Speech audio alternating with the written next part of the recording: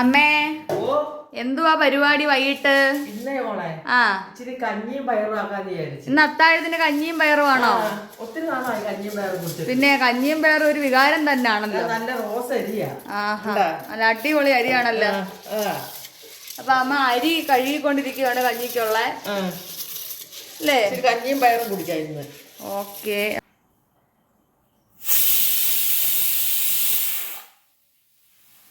മോളെ കഞ്ഞി എന്ത് കേട്ടോ. പയറ് ചെറുപയർ അമ്മ ഇടുവാൻ പോവുക. ഓക്കെ അപ്പൊ ചെറുപയർ വേവിക്കാൻ പോവാണല്ലേ? വേവിക്കാൻ പോവുക. ഓക്കെ ഓക്കെ കഞ്ഞിയും പയറും ഇല്ലേ? അപ്പൊ ചെറുപയർ വെന്തിട്ട് കാണാം.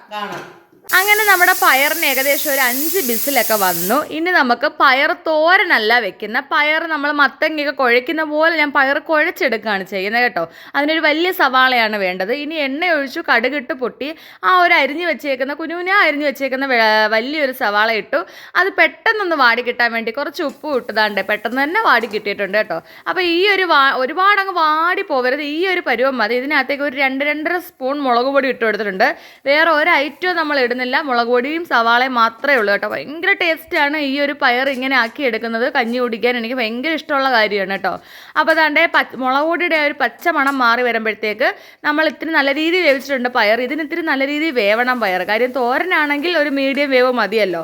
അപ്പോൾ അതാണ്ട് നല്ല രീതിയിൽ അങ്ങോട്ടും ഇങ്ങോട്ടും ഒന്ന് ഇളക്കി കൊടുത്തപ്പം നമ്മുടെ പയർ കുഴച്ചെടുത്തതെന്ന് തന്നെ പറയാം കേട്ടോ. നമ്മുടെ പയർ കുഴച്ചത് റെഡി ആയിട്ടുണ്ട്.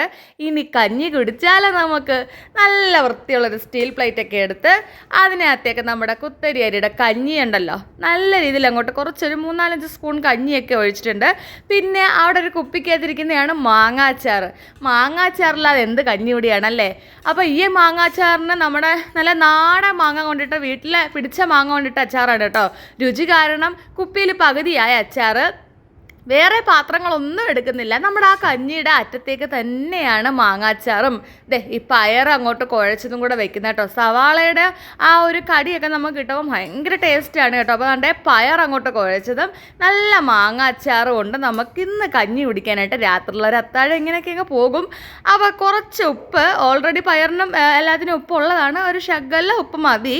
അങ്ങനെ തന്നെ ശകല നമ്മുടെ ആവശ്യാനുസരണം ഉപ്പും എല്ലാം ഇട്ട് നമ്മുടെ കഞ്ഞി ഇവിടെ റെഡി ആയതുകൊണ്ട് അത്താഴം. വീഡിയോ ഇഷ്ടമായി എന്താണ് ചെയ്യേണ്ടത്? ലൈക്ക് ചെയ്യുക, സബ്സ്ക്രൈബ് ചെയ്യുക. വേറൊരു വീഡിയോയുമായി വരുന്നവരിക്കും ടാറ്റാ.